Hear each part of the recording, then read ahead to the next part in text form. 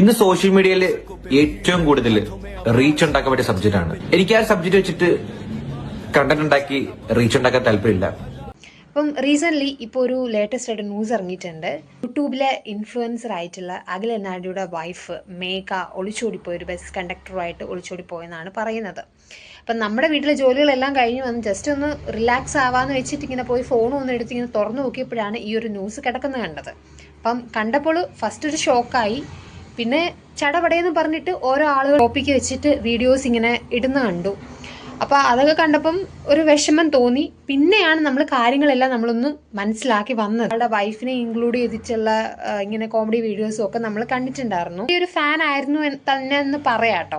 First ഞാൻ ആ പെണ്ണിൻ്റെ ഭാഗത്ത് തെറ്റ് എന്നുള്ള രീതിയിലാണ് ഇരുന്നത്. പിന്നെ വേറെ ആളുകളുടെ ഇതേപോലെ വീഡിയോസ് ഒക്കെ ഇങ്ങനെ കണ്ടപ്പോഴാണ് മനസ്സിലായത് നടിയുടെ ഭാഗത്തും ഇതേപോലെ തെറ്റുകളുണ്ടെന്ന്. ആൾക്കും ഒരു അഫെയർ ഉണ്ടെന്നാണ് നമ്മൾ കേട്ടത്. ഒരാൾ റീലിട്ട് ഞാൻ കണ്ടതായിരുന്നു. വൈഫ് പോലീസ് സ്റ്റേഷനിൽ പോയിട്ട് പറഞ്ഞിട്ടുണ്ടായിരുന്നു ആൾക്കും ഇതേപോലെ ഒരു അഫെയർ ഉണ്ടായിരുന്നു, അതുകൊണ്ടാണ് ഞാൻ ഇങ്ങനെ പോയത് എന്നാണ് പറയുന്നത്.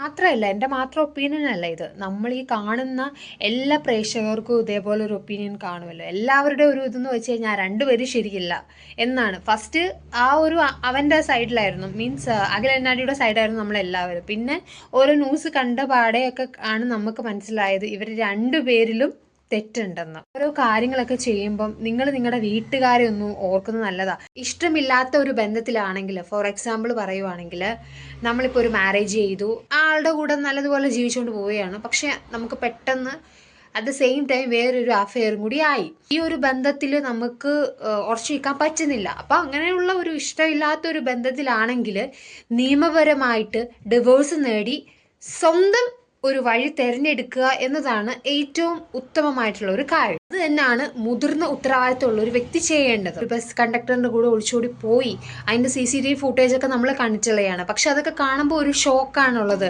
കാരണം ഒരു പിങ്ക് ഡ്രസ്സും ഒക്കെ ഇട്ട്, എനിക്ക് തോന്നുന്നു പിങ്ക് ഡ്രസ്സാണെന്ന് തോന്നുന്നു, ഒരു ഡ്രസ്സൊക്കെ ഇട്ട് കയ്യിൽ 2-3 ബാഗും കാര്യങ്ങളും ഒക്കെ ഉണ്ട്. അതൊക്കെ പിടിച്ചിട്ടാണ് അവൾ ഈ ഓടി ഇങ്ങനെ ആ ഒരു അവിടെ ഒരു സ്ട്രീറ്റ് ലൈറ്റ് കത്തി കിടപ്പുണ്ട്, ആളവിടെ ഇങ്ങനെ വെയിറ്റ് ചെയ്ത് ഇപ്പോണ്ട്, ഒരു വണ്ടി സൈഡിലാണ് കിടപ്പുണ്ട്. അപ്പം ആളിങ്ങനെ ഓടി ഇങ്ങനെ ആളുടെ അടുത്തോട്ട് പോയപ്പോൾ ആൾ ഇതേപോലെ ബാഗൊക്കെ മേടിച്ച് കാറ് കയറ്റുകയും രണ്ടുപേരുടെ കയറി പോവുകയും ഒക്കെ ചെയ്യുന്ന നമ്മളൊരു CCTV ഫുട്ടേജിലൊക്കെ കണ്ടതാണ്. പക്ഷെ ആ ഒരു ഫുട്ടേജ് ആരാ പുറത്ത് വിട്ടേന്നൊന്നും നമുക്കറിയത്തില്ല. പക്ഷെ അതൊക്കെ കാണുമ്പോൾ മനസ്സിൽ നമ്മൾ ഓരോരുത്തർക്ക് ഒളിച്ചോടി പോകുന്നൊക്കെ നമ്മൾ പറഞ്ഞതേ കേട്ടിട്ടുള്ളൂ. പക്ഷെ ആദ്യമായിട്ടാണ് ലൈവായിട്ട് ഇങ്ങനെ ഒരാളിങ്ങനെ പോകുന്നത് നമ്മൾ കാണുന്നത്. ഒരാളെയും ആ ആളുടെ കുടുംബത്തെയും ക്രൂരമായിട്ട് വഞ്ചിച്ച് ഇറങ്ങിപ്പോകുന്നത് അതൊട്ടും ന്യായീകരിക്കാൻ പറ്റുന്ന ഒരു കാര്യമല്ല. വിശ്വാസം ഉണ്ടല്ലേ, ആ ഒരു വിശ്വാസം അവനിൽ കാണുന്നില്ല. കല്യാണം കഴിച്ചു കഴിഞ്ഞു കഴിഞ്ഞാലും നാളെ അവള് എന്നെ വഞ്ചിക്കത്തില്ല എന്ന് എന്താണ് തെളിവ്? അപ്പം ആ ഒരു വിശ്വാസക്കുറവ് ചിലപ്പോൾ അവനിൽ കാണും. എങ്കിലും എൻ്റെ ഈ വീഡിയോസ് കാണുന്ന മിക്ക ആൾക്കാരും ചിലപ്പോൾ അങ്ങനെയൊക്കെ ചിന്തിക്കുന്ന ആൾക്കാരായിരിക്കും. പക്ഷേ എന്നൊക്കെ പറയുമ്പോൾ ഒരു മഹത്തായിട്ടുള്ളൊരു കർത്തവ്യം തന്നെയാണ് അത്.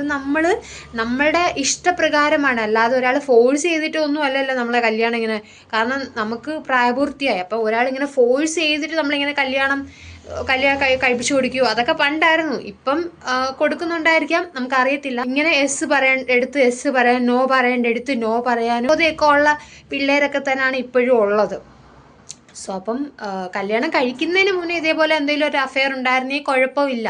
പക്ഷെ കല്യാണം കഴിച്ചതിന് ശേഷം നല്ലതുപോലെ ജീവിക്കുന്ന സമയത്ത് വേറൊരാളെ കണ്ട് ഇതേപോലെ ഒളിച്ചോടി പോകുക അത് ശരിയായിട്ടുള്ളൊരു കാര്യമല്ല. എനിക്ക് ഇത്രയും പറയാനുള്ളൂ. ഈ ഒരു വാർത്ത കേട്ടപ്പം ഭയങ്കര ഷോക്കായി. ഒരുപാട് യൂട്യൂബേഴ്സ് ഇതേപോലെ വീഡിയോസ് ഇടുന്നുണ്ടായിരുന്നു. അപ്പോൾ അതൊക്കെ കണ്ടപ്പോൾ സത്യം പറയാൻ ഭയങ്കര വിഷമമായി. ഉള്ളിൽ തട്ടിയിട്ടുള്ള ഒപ്പീനിയൻസാണ് ഞാൻ നിങ്ങളുമായിട്ട് പങ്കുവെച്ചത്. ഇനിയും എൻ്റെ ഉള്ളിൽ തട്ടിയ കാര്യങ്ങളൊക്കെ ഞാൻ പറയാൻ വേണ്ടിയിട്ട് ഇനി ഞാൻ ഒരു റിയാക്ഷൻ വീഡിയോ ആയിട്ട് വരും. ശരിക്കും പറഞ്ഞ വിഷമമായിട്ടോ, ഭയങ്കര ഷോക്കായി ന്യൂസ് കേട്ടപ്പം. അപ്പം എല്ലാവർക്കും ബൈ.